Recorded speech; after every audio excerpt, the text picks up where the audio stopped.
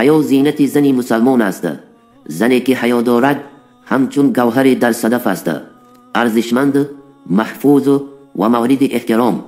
اما در دنیای امروز برخی زنان به نام آزادی حیا را کنار گذاشتند. بی‌حیایی در لباس، در گفتار، در رفتار و در شبکه‌های اجتماعی رواج یافته است. پیامبر گرامی اسلام صلی الله علیه و سلم فرمودند هر دین دارای اخلاقی است و اخلاق اسلام حیاست. زنی که حیا ندارد نه تنها خود را بلکه جامعه را نیز به فساد میکشاند.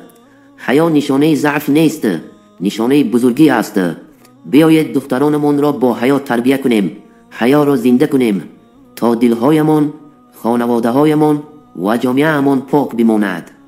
چرا ما بر گناه اصرار داریم؟ نمیدانم چرا. استغفرالله، خدایا رهنمایی کن تو ما را. چه ها کردیم چه ها، استغفرالله، چه ها کردیم چه ها، استغفرالله. شدیم آغشته با فرهنگ غربی و سنت را رها، استغفرالله. نبارد قطره‌ای باران خدایا سبب اعمال ما، استغفرالله.